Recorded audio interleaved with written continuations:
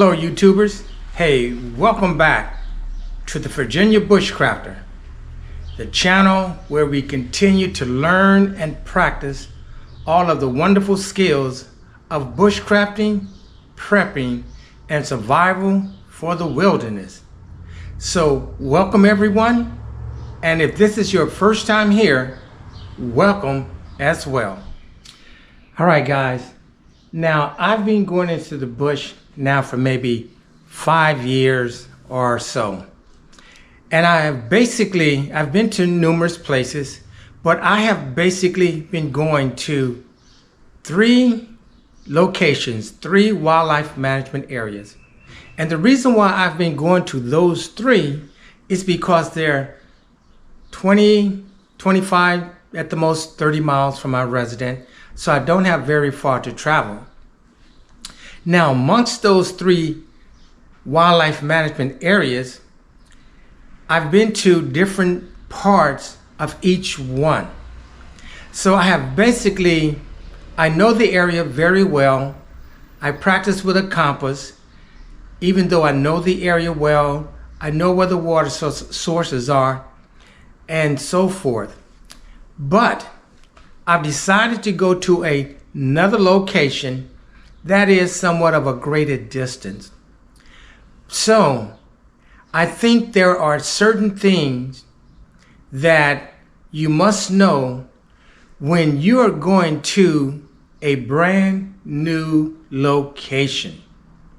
And that's what I want to talk about today. Mastering the rules and regulations of a brand new site that you're going to go bushcrafting. All right guys, now when going to a brand new wildlife management area for the very first time, I think it's very, very important to know the regulations and permission. There are regulations that you must abide by, and there are certain permissions that you must get, because not all land at a wildlife management area is open to harvesting wood, digging, or bushcrafting. You know, I've been to areas before where the only thing that you could do is use a fire ring. They provided you a designated location to put up your tarp or your tent.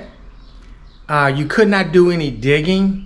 So I think it's very important to find out first and see if those things are permissible. Again, because not all land is opening to harvesting wood, digging, or bushcrafting. So check to see if you need a permit. Now, in Virginia, at a wildlife management area, to have access to their land, you must have a fishing or a hunting license. If not, there is a small assessment fee that you must pay. And last time I checked, it was $4. Now, I don't know what that fee is now because I do have hunting license and fishing license. But when it comes to camping or bushcrafting, doing it overnight, you need a special permit in the state of Virginia. Now, this permit will let the wildlife management area know who you are, how many people are in your party, the make of your vehicle, the license plates of your vehicle, again, which wildlife management area you are located. They need to know this because they want to know who is in that wildlife management area overnight. So I think that's a good thing, and it's very, very important. Also, when going to a new bushcraft area, it's always good to know the land status. Again, private land, state land, national park, national forest, BLM land. Now, of course, if it's private land and you're not on a wildlife management area, or you may have to cross over to private land, it's always good, and I think it's a must, to have permission to go on to that private property. And when it comes to state land, again, make sure that you have the right permits to go on to that state land. So again, think about the land status. Is it private? Is it state land, which you're going to need permits? National park? I haven't been on any national park area, but I'm sure that you have to have some type of permission, as well as national forest / BLM land. So those are things that I think you really should research before you go to a brand new area to bushcraft. Also, keep in mind the harvesting rules. Many areas prohibit cutting live trees or constructing permanent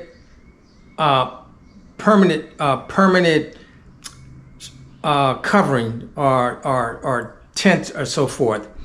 So when it comes to a live tree, can you imagine how long it takes a tree to grow 25 feet? That's why you just can't cut down a green live tree. And when it comes to building a structure, in Virginia, they don't allow permanent structures. Now you can build one using zip ties, paracord, bank line, but when you leave, you must disassemble all of that. Again, because some areas you are not allowed to harvest live trees or build permanent structures. And a very important thing is always to check about if there is a fire ban. Always check your current local burn bans. I have been to locations before where it was so hot they did not allow any type of fire. So check that before you go to your brand new bushcraft area. All right, guys, the next thing that I want to talk about when going to a bushcraft area for the very first time is terrain and navigation, because getting lost is a primary wildlife risk. That's something that you want to avoid at all costs. So what I suggest is that you get a topographic map. They're basically known as a topo map. Get a topo map, and that topo map will help you to identify cliffs, swamps, creeks, rivers, valleys, and so forth. It's very, very important.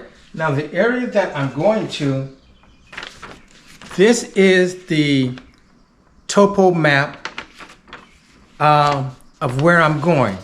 And again, this map, I already can see a creek, a stream.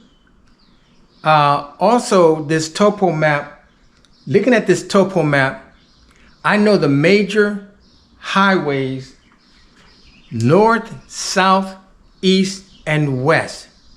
So I know in any direction that I go, I'm going to run into a highway sooner or later, because the topo map will help you do that. Again, because getting lost is a primary wilderness risk. So you don't want to do that. Also, the topo map will provide you with the border and the boundaries. So know where the bushcraft area ends, so you don't accidentally trespass onto private property. So this topo map, again, you can see that it provides the boundaries. So that's something that's very important, again, because border and boundaries. Again, you want to know where the bushcraft area starts and where it ends, so you do not accidentally go onto private property. Now, when you have the topo map, that's part of navigation. Now, have a physical map and a compass and know how to use them. So this location that I'm going to have the map, and I'm going to have a compass. Now, and the thing is, know how to use them. Practice with them, because you can't solely rely on a GPS, not all the time. So again, guys, terrain and navigation, very important. Knowing the borders and the boundaries, and knowing your navigation, knowing how to use that compass and your map, so that you don't have to rely on a GPS system. You can use the GPS system as a backup, but not necessarily solely rely on the GPS system. All right, guys, something that's very, very important is wildlife, local hazards.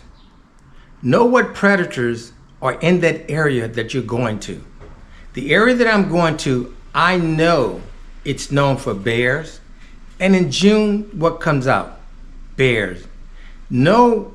Check the area to see if it's known for mountain lions, bobcats, any type of cat. And of course, research and see what type of snakes live there. So again, that's very important. Knowing what wildlife exists or live there in this month of June that I'm going there. And because again, bears in the wintertime are hibernating. In June, they always seem to come out. I always see bears in the month of June when I'm out squirrel hunting. Also, think about poison plants. Be aware of poison oak, live poison oak, and poison ivy. Now, one way to help prevent contracting that poison oak or poison ivy is by wearing long sleeves, gloves to cover your hands. Do that at all costs. And also, another thing is insects. Learn about the tick activity. Spray your clothes down. If that's what I do, I use 40% DEET. Pyrethrum, I use that as well, or the permethan or something of that nature. But I spray down, I wear long sleeve shirts, of course long pants, snake boots. I wear all of that to help avoid snake bites and ticks, but also learn about mosquito-borne disease. You check with your local authority, your wildlife management area, and see if there's any type of mosquito-borne disease. These are things that I think that are very important to know and be aware of when you are going to a brand new bush area for the very first. Now guys, something that we just cannot do without, and that's water. Now, as I've again been going to basically the same 3 locations, I know where all the water is. But when it comes to water, you cannot rely on carrying all of your water with you. Water is very heavy, so you can't rely on taking all of your water with you. You need water to drink, you need water to cook with, you need water to extinguish your fire. There are numerous things that you need water, but why you need water in the bush. So one thing that I suggest is that you locate a creek, river, or lake on the map. again, this map provides a river, it provides a creek, let's say a river, a creek, and there's another creek. So know where the water sources are and be prepared to purify your water.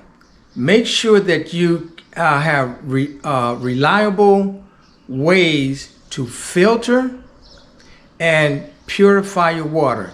Very, very important, especially in the month of June, and you're going to be out there in that hot bush. You have to know where the water is. Also, contamination. I think it's a good idea to check with your local forestry officers regarding any area specific waterborne parasites or agricultural runoffs. This again, if you're going to a new location for the very first time, you want to know area specific waterborne parasites or any type of agriculture runoff. Again, water, we can't do without it. And again, you cannot carry all the water you need with you, especially at a brand new location. Again, study the topo map, learn where the rivers are, the creeks, the streams, ponds, anywhere there's water, it should show on your topograph or your topo map. Now, many times I have said that the bush, Mother Nature, provides everything that you need. So when it comes to sourcing natural materials, bushcrafting, it relies on using what nature provides. So before arriving at that location, learn about the trees and the plants. The oak trees, the pine trees, the hickory trees, birch trees.